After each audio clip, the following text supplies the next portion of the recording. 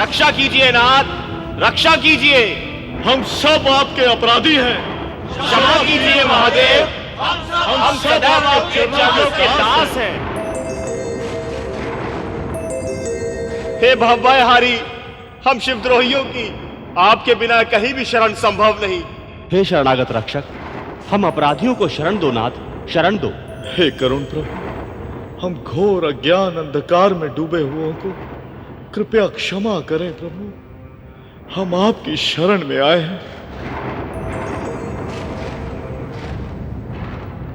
हे शरणागत वत्सल, हे दीनदयाल, अपने अपराधों के कारण दीनहीन बने इन देवताओं को आप कृपया अभयदान दें। हे भोलेनाथ, ये देवगण आपकी उपेक्षा करने के अपराध का समुचित दंड पा चुके हैं, अतः हे उदार हृदय शिव, इन पर दया करने की कृपा करें।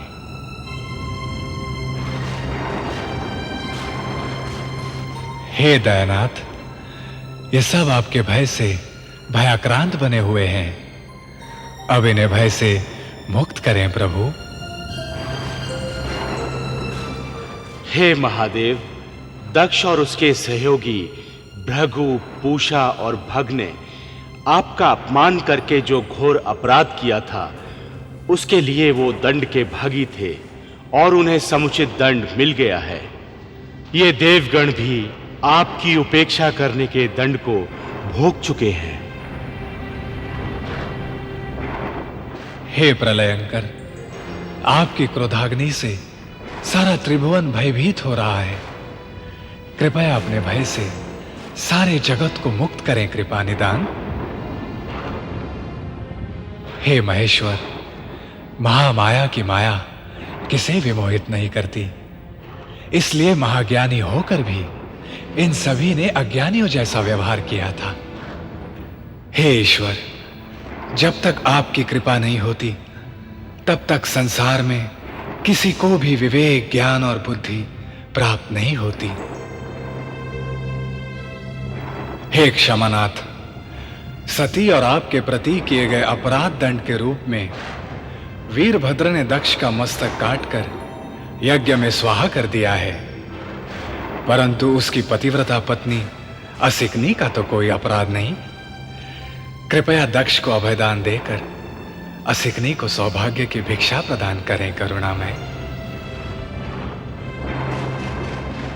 हे अंतर्यामी, आप तो जानते हैं महर्षि दधीची के श्राप के कारण हम विष्णु और ब्रह्मा जी, देवगण, ऋषि, दक्ष प्रजापति सभी को शिवद्रोह के दंड का पात्र बनना पड़ा है।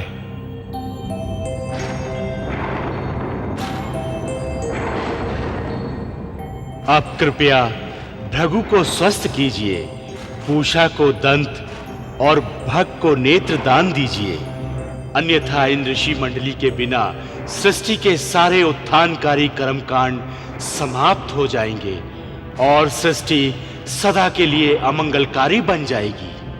हे वासुदेव विष्णु जी और हे गुरुदेव बृहस्पति जी, आपने सच कहा है। महामाया भगवती की माया ही संपूर्ण शुभ अशुभ घटनाओं की कर्ता, कारण और स्वयं साक्षी है। दक्ष, भृगु, पूषा और भगी नहीं, हम सभी उसी कर्म गति के कर्म के पात्र हैं। फिर किसे श्रेय दें और किसे दोष दें? देखिए ना, ये माया का ही प्रताप था जो स्वयं आप सृष्टि कारक के मानस पुत्र होकर भी दक्ष, भृगु, पूषा और भग मानसहीन अधम जीव जैसा आचरण करने लगे। हमारे जीवन की भी कैसी विडंबना हो गई।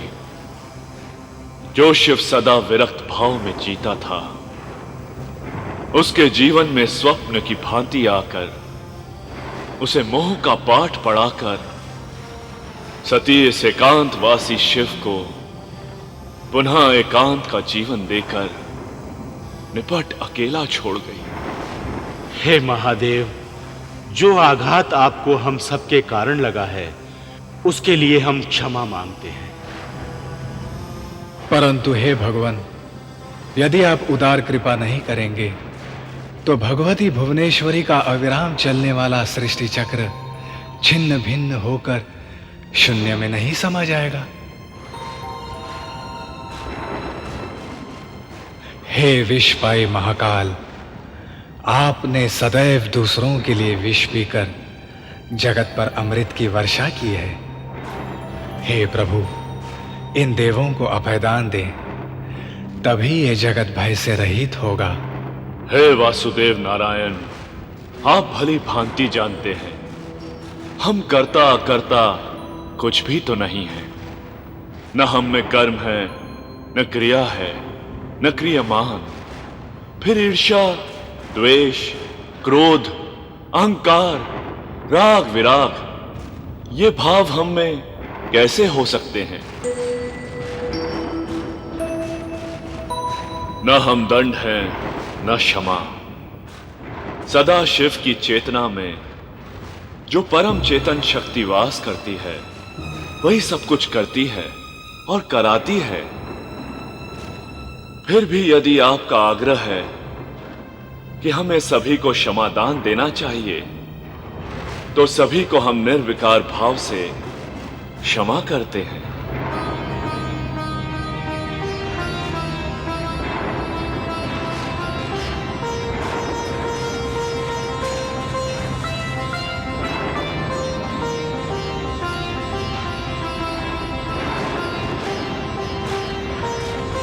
हे शरणागत वत्सल, आपके अभयदान से देवता धन्य हो गए।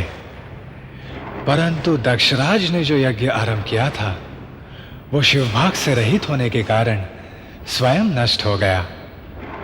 हे भोले बाबा, उस यज्ञ को भविष्य के लिए शिवभाग से पूर्ण बनाकर उसकी पूर्ण आहुति का हमें वरदान दे।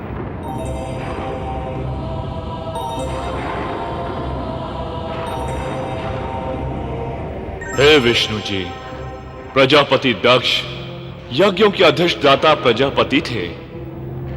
यज्ञ की पूर्णता के लिए उनको जीवन दान देना आवश्यक है।